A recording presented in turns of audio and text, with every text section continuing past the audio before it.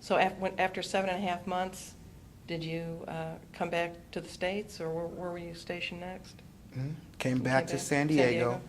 And I just had 7 months of no house payments, no car payments, because I didn't have a car yet at the time anyway, but no rent, no, cell phone bill. I didn't need a cell phone out to see, no expenses, so I was able to save up a lot of money. They gave you the clothes. Yeah. They gave us clothes, so I was able to save up a lot, and I came back and bought a car, and now it was time to start living and to, be a part of San Diego and experience it. So once I got after the cruise, I went out and bought a vehicle and got a place off base, and was able to start experiencing San Diego differently.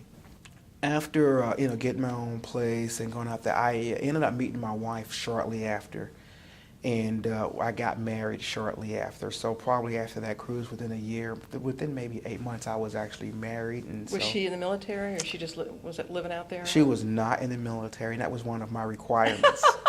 Didn't want her going on a 6-month tour without you. Absolutely. Yeah. I wanted to make sure that, we were already going to have to be dealing with me having to leave and come, so I didn't want both of us to have to do that. And that uncertainty for our kids and stuff. Yeah. What is her name? Kenyatta. That's great. So you got married, did you get married in San Diego? And in my work utility uniform, I believe I even drove the government vehicle to the military truck to the courthouse. Oh, wow. It was just on the whim thing, like, hey, let's go get married. I was on duty, on security duty, so that's why I had the uniform on, and so I was in charge of the driving the truck, and in between running errands, we got married. Did your mom know about this? She knew you had this serious girlfriend, I guess. She knew I had a serious girlfriend. I had even brought her to visit St. Louis during one of my vacations at one point. And but we didn't tell her parents or mine that we were getting married. We were young and we wanted to hide it. My wife was 19 and I had just turned 20. And so we wanted to hide it, and we'd only been together for about 3 months. So you're afraid everybody would say, "What did you do?" Yeah, what did you do? You shouldn't have done it, but we knew what we were doing. Yeah, that's good. So then did you get married housing on the military, or you just continued to live off base? Or? No, actually, the funny thing is we did not move in together then either. I had about another year and a half till I was going to get out. And I had this crazy idea that instead of us moving in together, let me stay on base, you stay, and let me save up money. I knew you were going to say that. So that we could afford a house. Right. And she did not like that idea. But that's what we ended up doing. That's good. That's good. So when did you get separated from the military? I was scheduled to get out on June 28th of 2004. And the military had this sort of clause that 3 months early, if you would like, you could request to get out if it was on that brink of a school semester and you wanted to get out 3 months early for school. My rate was becoming very crowded at the time. They were actually putting people out with my rate. I knew that I did not want to stay in. Get promoted right away? Right? I was not going to get promoted. It was hard to go from an E4 to an E5. I was an E4 at the time. And so I actually requested to get out 6 months early instead of 3 months early.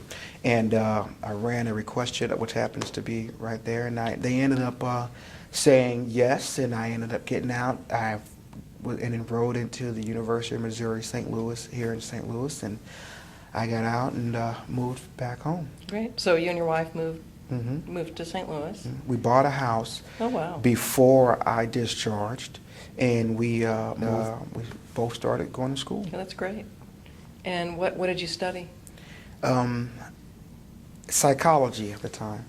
Yeah. But I think one of my biggest accomplishments for me was getting my associates. It's just a very small degree, doesn't even mean much in society anymore, I think.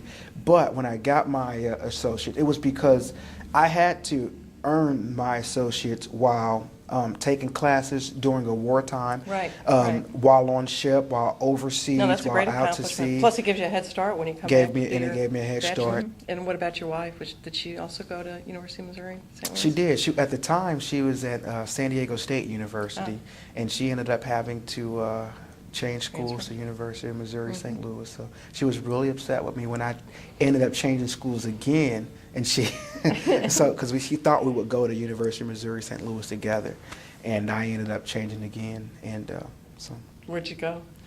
I ended up going to Columbia College.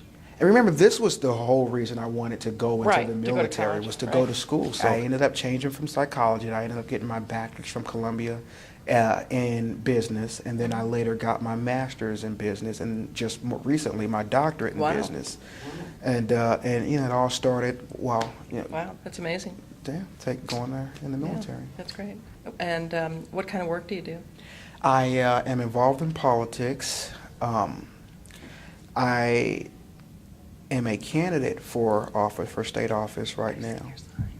Yeah, I've seen your signs around, yeah. Yeah, so I'm a candidate for That's state great. office. Yeah. And I own a real estate company. I'm a real estate broker, and I have a rental property. So my work is really in real estate, and what I'm doing right now. And I've been involved on a volunteer basis.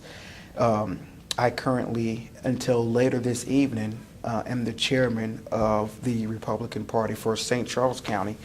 And so but we kind of changed commands later today. Right. And so that's what I do. I'm involved in politics and real estate. That's great, that's great. So you came back to St. Louis and ended up finishing or continuing your education there. Tell us a little bit more about your family. You mentioned your wife, kids. We, about a year after getting out of the military, we had our first child, which was a boy. He is 7 years old now, and he is in the second grade. 2 years after that, we had a girl, our first girl. She is now 5. She's going to be 6, and she is in the first grade. And then not even a year, 10 months after that, we had our second girl and our last child, and she is in kindergarten. That's and great. she turns 5 in about a couple of weeks. That's great. Well, congratulations. Thank you. Do you think, would your life have turned out differently, you think, if you had not gone into the Navy? Yeah. What did that experience do for you? When I was in boot camp, again, it was very difficult for me to conform. I remember at one point my commanding officer telling me to get out. You won't walk properly, you won't march, you won't listen, just go. And so I started walking, because you had to face forward, you had to march and walk a certain way. And I said, well, he's telling me to leave?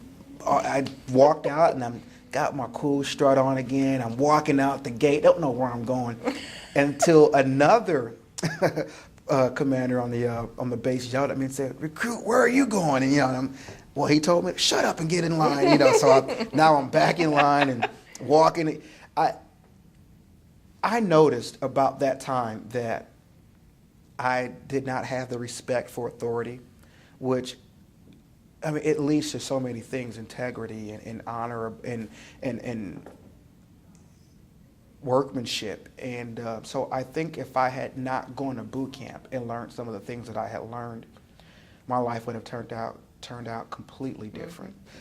I happened to go in at such a young age, and I was still impressionable, and I learned a lot, and it stuck with me. That's great.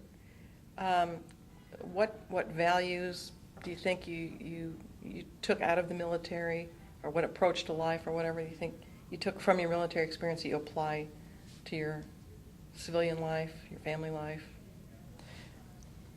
To always give everything I do my all. Always give it my very best. Everything that we do, every time that we're working, it's not about that day, it's about preparation for being able to, again, I was working in preparation for a war, and I didn't realize at the time when I was working. Right. Before that, I was told to give it my all, but I didn't understand why. You can never foresee the future. And so everything that I'm doing now is preparation for the future, and I know that now from that experience. And so everything I do, I just try to give it my all and just try to have as much integrity and to be the best that I can be. That's great.